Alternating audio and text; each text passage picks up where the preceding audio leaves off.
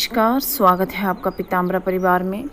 आज हम बात करेंगे कि शक्तियों के आवाहन की आवश्यकता क्यों है। क्यों जब हम कोई साधना करते हैं तो हमें शक्तियों का आवाहन करना चाहिए। आवाहन की क्या महत्ता है या क्यों इम्पोर्टेंट है आवाहन करना, इसी विषय पर हम ये वीडियो बना रहे हैं। अगर आपको ये वीडियो अच्छा लगे तो लाइक कीजिए, शेयर कीजिए और सब्सक्राइब कीजिए। आप चाहे कोई भी मंत्र जप या कोई भी साधना कर रहे हैं, उसमें आवाहन अनिवार्य है। उसके बहुत सारे कारण हैं। मान लीजिए जिस मंत्र का आप जप कर रहे हैं या जिस शक्ति की आप पूजा अर्चना उपासना कर रहे हैं, अगर आप उसका आवाहन ही नहीं करेंगे तो वो शक्ति आप तक पहुंचेगी कैसे, और उस शक्ति को कैसे पता चलेगा कि आप उसका मंत्र जप कर रहे हैं या उसका ध्यान कर रहे हैं। इसलिए शक्ति का आवाहन अनिवार्य रहता है। और ये आवाहन कैसे कैसे किया जा सकता है, ये भी एक महत्वपूर्ण प्रश्न है। शक्ति का आवाहन आप आवाहन मंत्र से भी कर सकते हैं। एक आवाहिनी मुद्रा रहती है, उससे भी आप कर सकते हैं।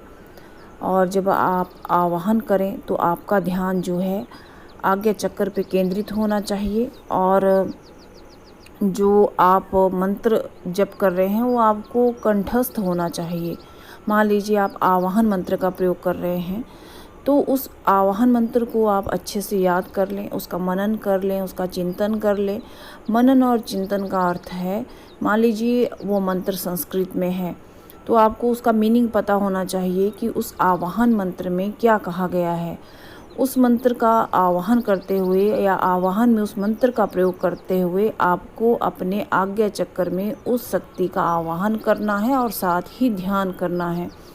आपका चाहे साधना अप्सरा साधना है, माँ बगलामुखी साधना है, कोई यक्षिणी साधना है या कोई भी साधना है, इसमें हमेशा आवाहन अनिवार्य ही रहता है। आवाहिनी मुद्रा क्या होती है ये आपको कहीं ना कहीं बुक्स में मिल जाएगी, या आप जो है यूट्यूब पर सर्च कर सकते हैं। अगर आपको कहीं नहीं मिलेगा तो हम आपको बता देते हैं कि जो आपका रिंग फिंगर है, उसका जो पोर है जहाँ से वो शुरू होती है और नाखून तक, मतलब जहाँ से आपकी हथेली का जुड़ाव है, वहाँ आप अपने अंगूठे को टच करें। और आपका जो रिंग फिंगर है या अनामिका उंगली जिसे हम कहते हैं, उसमें आपको दोनों हाथों से अंगूठे को टच करना है जहाँ से उसका मूल है वहाँ पे, और आवाहन मंत्र को अपने आज्ञा चक्र पे ध्यान केंद्रित करते हुए बोलना है। इसे आवाहिनी मुद्रा भी कहते हैं। इससे शक्तियों के ऊपर सकारात्मक प्रभाव जाता है, पॉजिटिव एनर्जी का निर्माण होता है। आप किसी भी साधना में किसी भी मंत्र जप को कर रहे हैं और उस शक्ति को उस मंत्र प्रभाव से आप खींच सकते हैं, उसका आवाहन कर सकते हैं।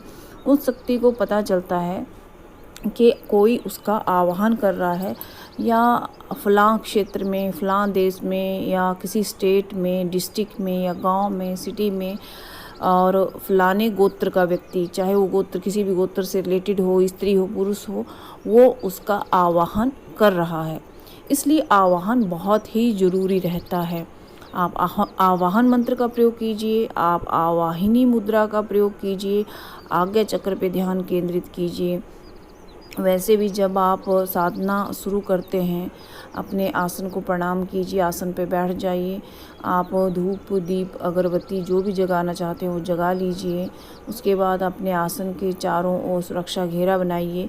यदि आपने सिद्ध बगलामुखी तावीज़ धारण नहीं किया है तो आप सुरक्षा घेरा बना सकते हैं, नहीं तो आपको सुरक्षा घेरा की आवश्यकता नहीं है।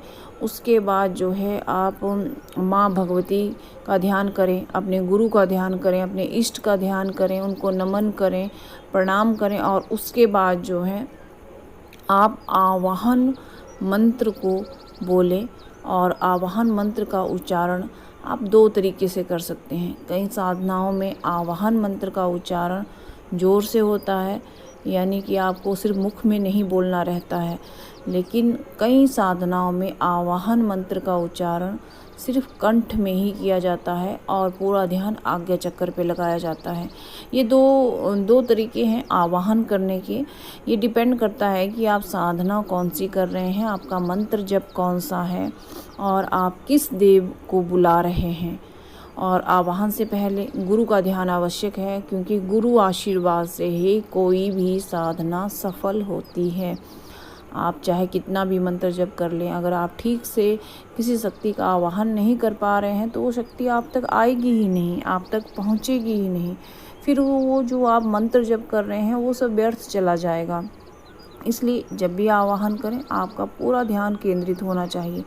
मान लीजिए आपका आज्ञा चक्र पे ध्यान ठीक से नहीं लग रहा है, तो आप जो है अपने हृदय चक्र में भी शक्तियों का आवाहन कर सकते हैं। इसमें भी सेम प्रोसीजर है, आपको आवाहिनी मुद्रा बनानी है। आपका जो ध्यान है वो आपको अपने हृदय चक्र पे केंद्रित करना है। वैसे हम बता दें कि जो भी सिद्धियां आपको मिलती हैं सर्वप्रथम आपको अनाहत चक्र के माध्यम से ही मिलती हैं या हृदय चक्र के माध्यम से ही मिलती हैं। इसलिए पूरी कोशिश आप ये कीजिए, जब भी आप साधना में बैठें कोई विघ्न ना हो, कोई आवाज़ ना हो, एकांत हो, शुद्धता हो, गुरु आशीर्वाद हो, शुद्ध सात्विक और अभिमंत्रित सामग्री का प्रयोग करें, ठीक से आवाहन करें, तभी आप तक जो शक्तियां हैं, अलौकिक शक्तियां हैं, वो आ सकती हैं।